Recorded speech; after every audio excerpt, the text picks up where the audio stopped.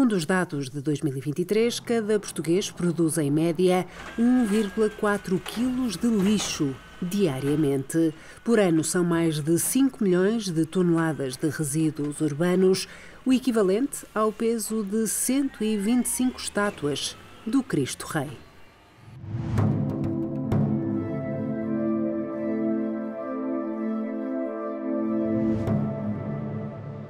Quase 60% do lixo que fazemos em casa acaba em aterro sanitário, mas se separássemos a totalidade das embalagens e resíduos orgânicos, aumentaríamos em mais de metade o tempo de vida útil de um depósito sanitário.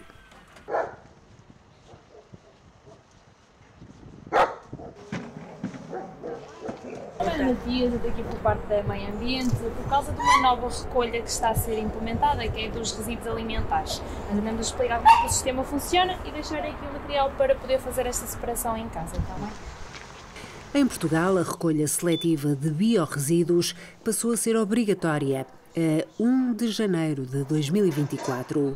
Cascais já tem uma experiência no terreno de 7 anos. É muito simples. O que nós começámos a fazer inicialmente foi ir casa a casa, porta a porta, família a família, pessoa a pessoa, e entregámos um pequeno balde e um conjunto de sacos verdes e explicamos a única coisa que têm de fazer é quando acabam de preparar uma comida, uma refeição, colocamos dentro desse saquinho que está dentro de um pequeno balde.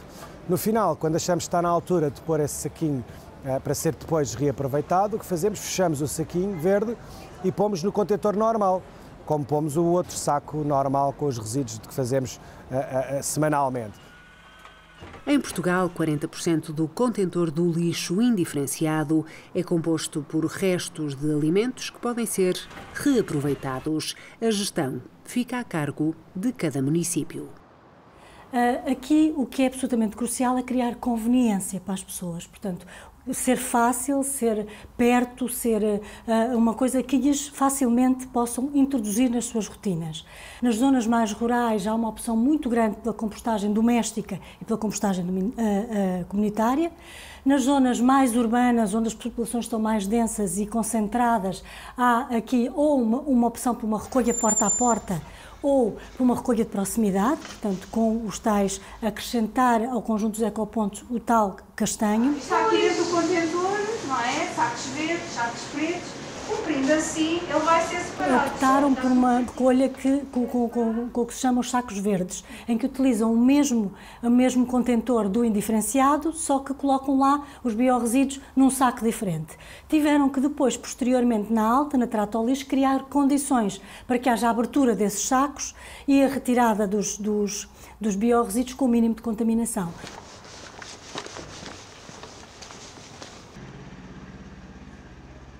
Tenho que pagar alguma coisa? Não, é totalmente gratuito, ok? É como a reciclagem, exatamente. Pronto, nós deixamos aqui o baldinho, vou só escrever aqui a sua morada, que é para depois não haver trocas com os seus vizinhos, está bem? Ah, sim. É, convém. O que podemos pôr no balde dos orgânicos? A resposta é simples. Sobras de refeições, cascas de legumes e frutas, saquetas de chá e alimentos estragados podem entrar. Um erro recorrente que não deve estar nestes contentores são as beatas de cigarros, medicamentos ou excrementos de animais. Ok. Em vez de meter no tempo... Exatamente. Portanto, a recolha é feita às terças e sextas-feiras.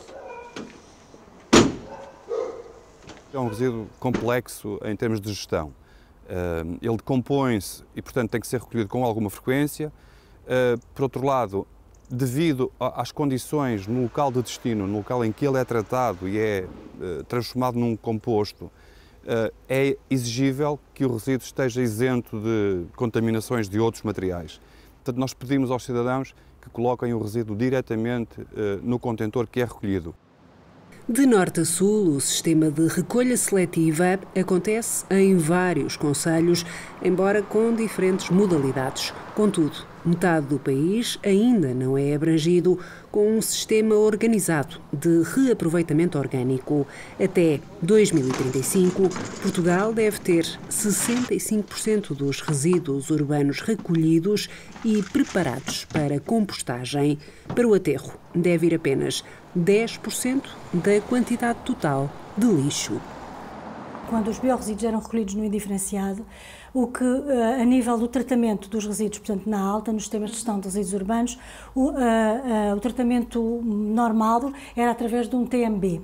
Ou seja, é uma máquina, um tapete enorme, onde entram o indiferenciado, ele vai fazendo separações, vai tirando embalagens que ainda possam estar no indiferenciado e depois passa para um tratamento biológico, onde há uma separação ao nível do biorresíduo. Portanto, mesmo no indiferenciado sempre foi feito um tratamento ao biorresíduo. Só que, estando misturado com outras frações, é muito difícil resultar dali um produto com alguma qualidade. Se conseguirmos fazer esta passagem do indiferenciado para a recolha seletiva, vamos ter muito mais reciclagem e, portanto, vamos ter muito menos fração depositada em aterro. Todos os resíduos que são colocados em aterro são valor desperdiçado, porque eles têm uma mais-valia se conseguirem ser recuperados para reciclagem e, portanto, é toda esta comunicação que temos que fazer à nossa população. Na maior parte dos municípios, a tarifa de resíduos está associada à conta da água. Para incentivar a reciclagem, o município da Maia tem um projeto piloto para desanexar estas duas taxas. Ao longo dos anos fomos tentando criar as condições para que agora, e estamos neste momento a meio desse processo, fosse possível passar a cobrar o custo pelo serviço prestado, não em função da água que é consumida, mas em função da quantidade de resíduos que são produzidos. O acrónimo PAYIT significa em inglês Pay as you throw, ou seja, pague à medida que deita fora. Neste caso, só se paga pela recolha de lixo indiferenciado. Quem recicla mais, paga menos. A cobrança é feita em função do número de vezes que, num determinado período, o contentor dos resíduos indiferenciados é recolhido. Todos os contentores têm um identificador eletrónico, que é único, e que, a quando da recolha do contentor, é feito um registro automático de que aquele contentor foi recolhido. Depois, em back-office, faz-se uma associação entre o código do tal chip, do tal tag, ao contentor, do contentor ao utilizador e à fração do resíduo, e depois há uma tarifa, enfim, que existe para o efeito. O sistema PAYIT deve ser adotado por todos os concelhos portugueses até 1 de janeiro de 2030. Nós temos tido alguma dificuldade em aplicar os PAYIT, uma vez que há grande dificuldade dos municípios recuperarem completamente, fazerem a cobertura dos custos do tratamento dos resíduos. Enquanto isso não for feito, não é possível reduzir a conta ao cidadão, porque ele não está a pagar a totalidade do custo do tratamento de resíduos. Não estando a pagar, é muito difícil reduzir-lhe a fatura. Portanto, há aqui um primeiro passo a dar, portanto, os municípios têm que recuperar completamente os custos, têm que os repercutir no seu cidadão, para que depois possam aplicar esta redução de custos pela separação. Segundo a WWF, cerca de 40% dos alimentos cultivados nunca chegam a ser consumidos. Desde o campo até à mesa, passando pelas cadeias de abastecimento, o mundo ocidental perde cerca de 1.000 milhões de refeições por dia. Não apostamos exclusivamente no tratamento centralizado dos biorresíduos, começamos muito antes. E muito antes é ao nível da redução, prevenção e redução do desperdício alimentar. Nós não queremos tratar resíduos alimentares, nós queremos evitar primeiro que eles sejam gerados. Cozinhar receitas com as sobras da comida, estar atento aos prazos de validade ou organizar uma lista antes de ir ao supermercado são algumas dicas que pode implementar no dia-a-dia para evitar o desperdício alimentar.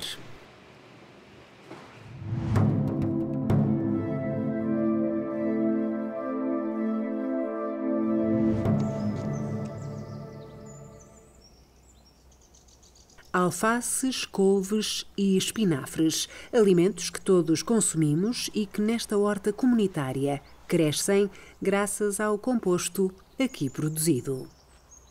Foi uma solução muito interessante para ocupar um terreno que estava semi-abandonado e que ganhou uma nova vida com esta horta, que para além da questão do contacto com a terra, da atividade física que exige, dão uma nova solução aos resíduos ou alguns resíduos que são produzidos.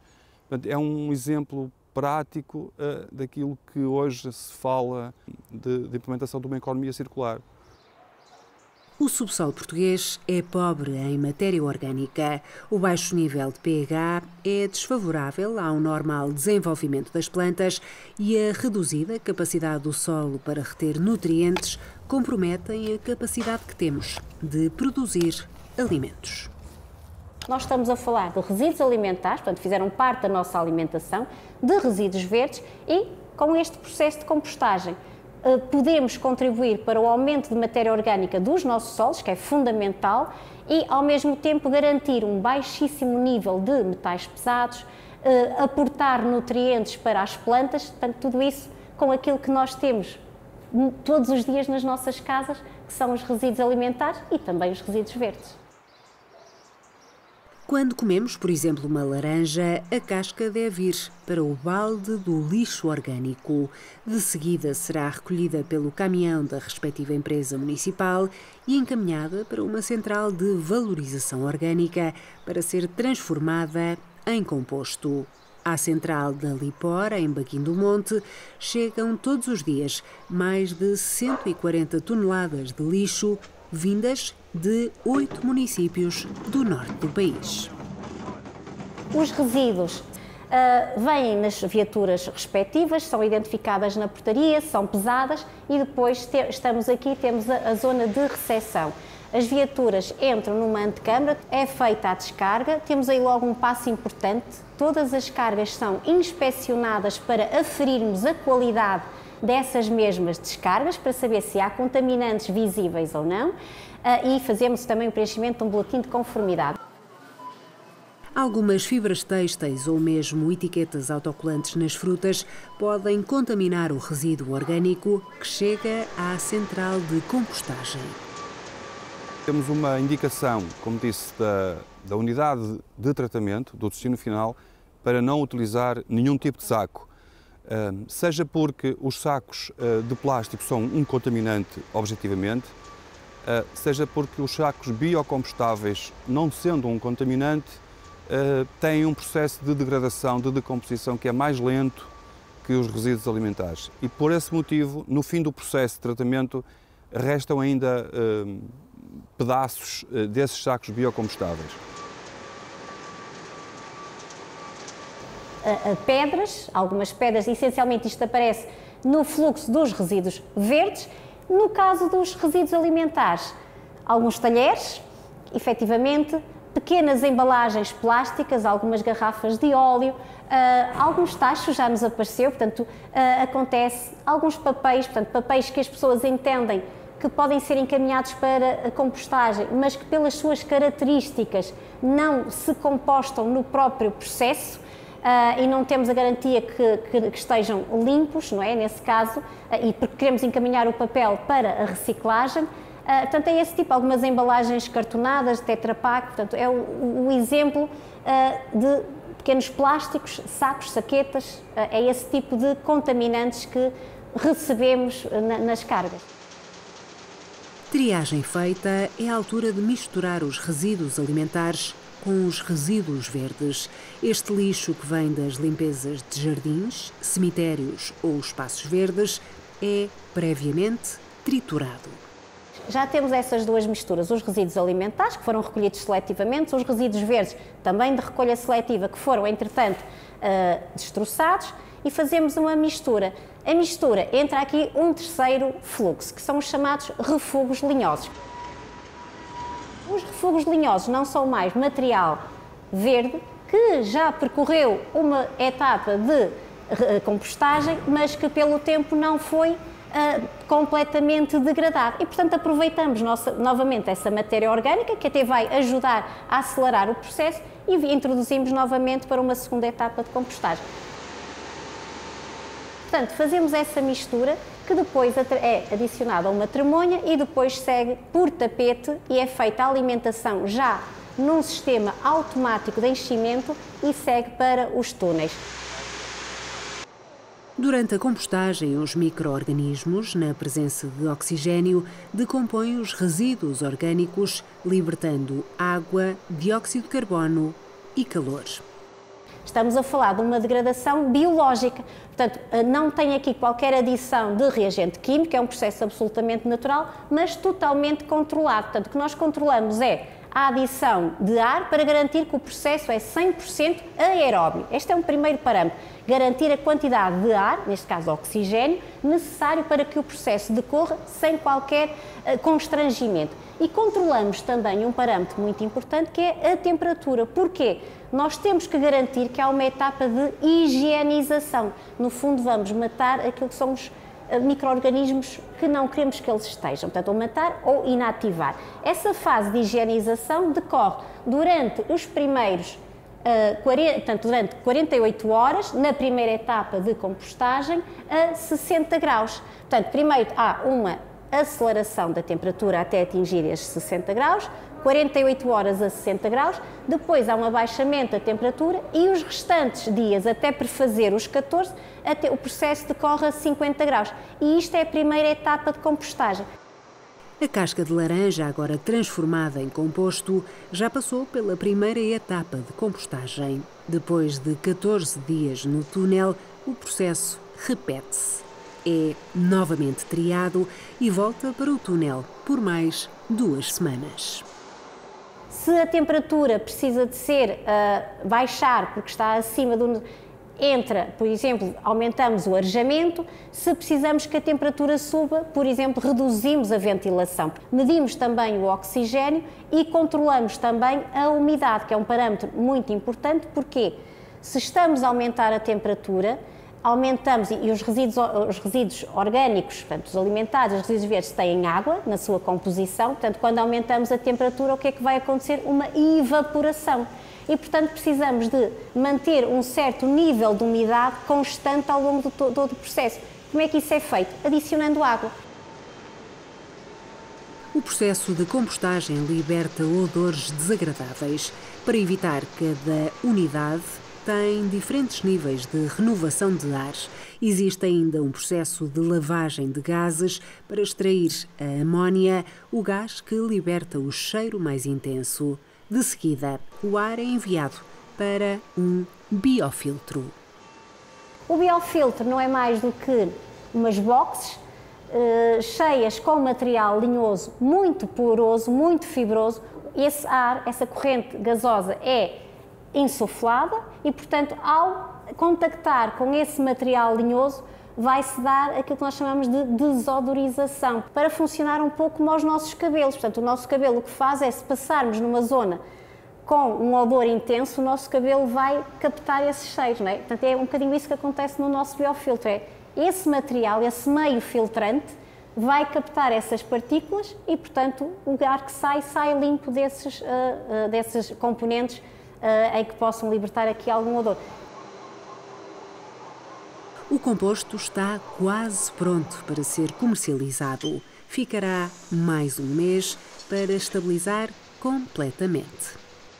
Passamos então para a etapa de maturação, que não é mais do que uma laje ventilada, onde são feitas leiras, portanto pilhas, e o material é, portanto, deixado lá e temos sondas de temperatura a monitorizar essa temperatura. Portanto, ele pode estar entre 2 a 6 semanas até atingir a temperatura desejada para um determinado nível de qualidade. Quando essa temperatura é inferior a 30 graus, então o processo está totalmente fechado. No fundo, significa que os micro-organismos estão praticamente, portanto, existe atividade, mas muito pouca, porque a temperatura é bastante baixa. Por cada tonelada de resíduos que entram na central, saem cerca de 224 kg de composto apto para ser aplicado na agricultura. Se o desperdício alimentar fosse um país, seria o terceiro maior emissor de gases com efeito estufa, a seguir aos Estados Unidos da América e à China. Se forem para aterro, os resíduos alimentares são responsáveis pela emissão de metano, um gás 28 vezes mais poluente do que o CO2 no longo prazo. O que nós estamos aqui a falar é de um processo que acontece connosco, ou seja, é uma atividade biológica e, portanto, respiramos, libertamos vapor de água e CO2, não é? Quando nós respiramos é isso que fazemos. Portanto, é exatamente aqui os principais gases que são emitidos para a atmosfera, dióxido de carbono e vapor de água. Obviamente, este processo é monitorizado, nós fazemos, de acordo com aquilo que está previsto na nossa licença ambiental, as medições em termos de emissões para a atmosfera, estão dentro daquilo que é o definido por lei, portanto, cumprimos estritamente. É importante salientar que o composto em si mesmo é uma fonte, é um sumidor de carbono, porque no fundo nós estamos no composto, retém o elemento carbono e quando ele é devolvido ao solo, funciona como sumidor. O futuro passa também pelo reaproveitamento energético destes gases. Pelas características dos resíduos que tendencialmente irão aumentar, que são os resíduos alimentares, portanto, com um nível de umidade muitíssimo elevado e com características específicas, entendemos que o processo neste momento mais adequado é a digestão anaeróbia, que permite também responder àquilo que é um desafio de Portugal, que é a neutralidade climática, a neutralidade carbónica, a neutralidade climática e a transição energética. Porquê?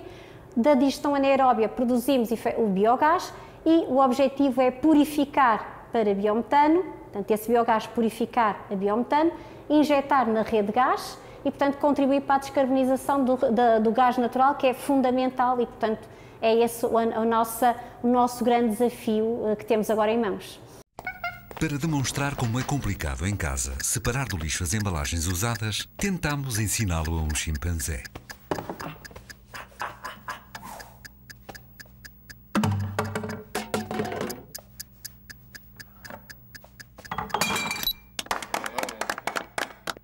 O Gervásio demorou exatamente 1 hora e 12 minutos a aprender a separar as embalagens usadas. E você? De quanto tempo mais é que precisa? Há 25 anos, o macaco Gervásio ensinou a sociedade portuguesa a separar as embalagens, os papéis e cartões, assim como os vidros. Agora é hora de alargar a reciclagem aos resíduos orgânicos. O nosso objetivo é, digamos, fortalecer esse serviço de recolha porta a porta, introduzindo, eventualmente, a recolha de outros fluxos. E eu estou a lembrar-me, por exemplo, dos têxteis, que são uma preocupação crescente, também dos móveis para reutilização. Nós já o fazemos hoje, mas não tanto com esse perfil de reutilização. Os resíduos elétricos e eletrónicos, que também já são recolhidos e também no modelo porta a porta. É preciso que o cidadão colabore. Portanto, temos aqui um grande desafio pela frente. A questão dos biorresíduos, a questão dos textos, todas estas frações, quanto mais separadas e quanto menos contaminarem as outras frações, mais permitirão criar valor, criar novos produtos daqui. Portanto, e começa na casa das pessoas. Portanto, é absolutamente essencial que elas estejam envolvidas.